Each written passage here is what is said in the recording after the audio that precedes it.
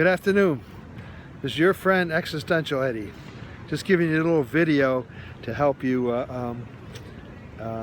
get some of the ideas in my article on Trump's latest glimpse of light and glimpse of hope that he might win the election. I'm sure all the Trump supporters are just a surge of hope. I mean, it's just utterly fantastic. And fantastic in the way it's just surprising. I'm not pulling for Trump or Hillary at this point, although we will see in the future a discussion that I do lean towards Hillary. Of course, I support my own candidacy, but I know I feel certain I'd be a better president than Trump, but I also feel just as certain that Hillary would be a better president than me, because Existential Eddie, I don't have the experience that Hillary does. And also I feel strongly that the old aphorism, which is really interesting, one in the hand is better than two in the bush. It's so interesting that these aphorisms are true. For instance, I knew a businessman, he didn't like to fire employees. He liked to, once he got them, he liked to keep them and nourish them. He said, because one in the hand is better than two in the bush. You could fire an employee, but you have no idea what you're going to get. Matter of fact, let's go off the point a little bit and discuss this is the whole problem with revolution and all kinds of radical ideas, like Bernie Sanders' idea, or like back in the 60s. I had friends that were revolutionary communists, and everybody thought, oh, anything could be better in this society. But what we found out, those are us who are old and mature and hopefully have a little bit of wisdom, it can get worse. Many people in America, including Kaepernick, if you read my article on Kaepernick, decides to opt out, is he probably would argue, oh, anything would be better in this society, all this police brutality, all these white cops killing unarmed blacks, we have to have a revolution, we have to have a total change.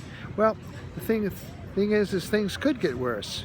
And what is worse, and this is a problem with Trump, is unintended consequences.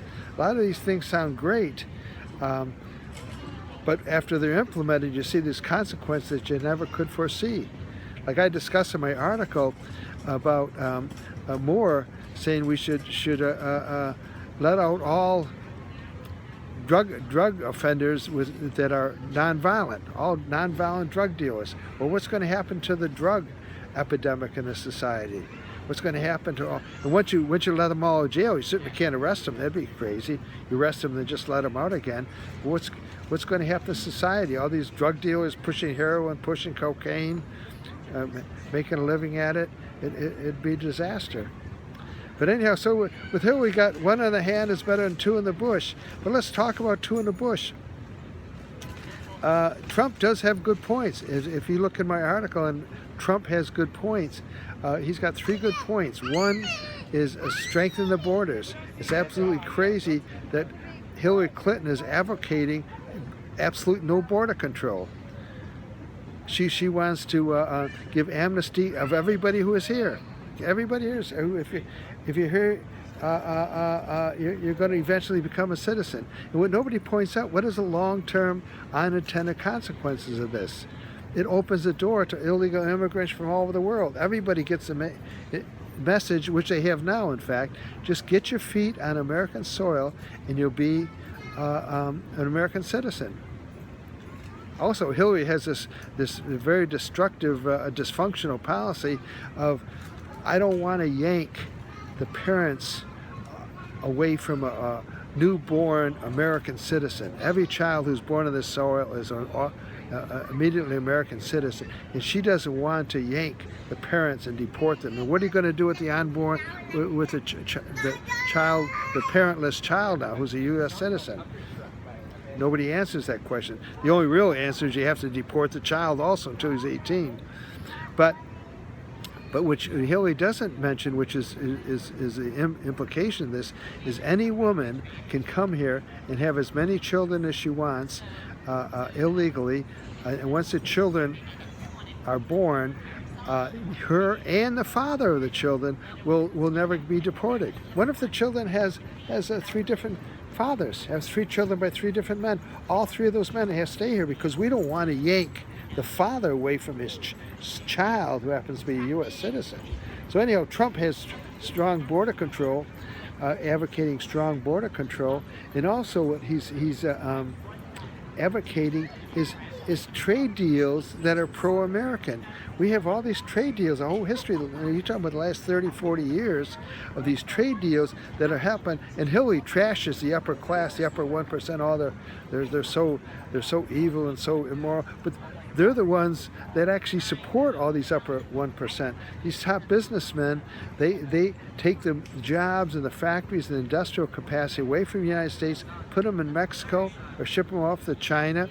Then they make a profit. Then they invest in Mexico and they invest in China. They make more profit. Then they invest in Vietnam or Korea or again China, Mexico, other Latin American countries, and they make tons of money. They make all the profit. Then what do they do with the profits? Not only they invest in other countries, but they put them in offshore. Meanwhile, the American worker is standing there going, no. He's what I call the American sucker, because he doesn't know what's happening. He lives in these small towns, and the main factory's been shipped off to Mexico, which Bill Clinton did, and he's just sitting there unemployed. And then he's being accused of being a racist, an anti-immigrant, an anti-Muslim. And basically what he wants is just the ability to have a job and support his family. Another strong policy of Trump is law and order. The bottom line, which many Americans feel anyway, you got to have law and order. And you can't have law and order without respect for the police, as bad as they are. And you tell the truth, Extension Eddie doesn't even like cops. Who likes cops? Who likes being told what to do? But bottom line, everybody realizes you have to have cops. And granted, the Black Lives Matter have a point. Some cops are racist. There is some. They pull the trigger too quick. They they're too quick to shoot.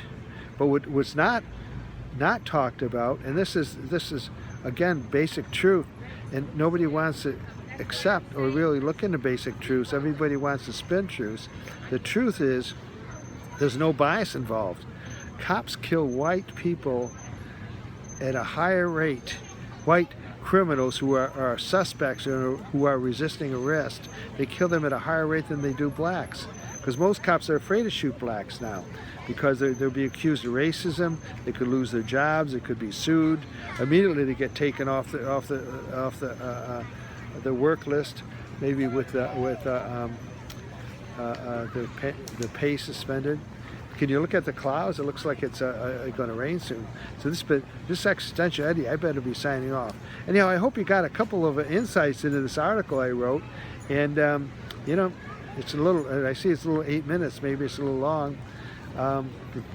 Leave a comment if you like these a little summaries shorter. I'll make them shorter. If you don't like my ideas, just tell me and I'll change them. Extension Eddie signing off.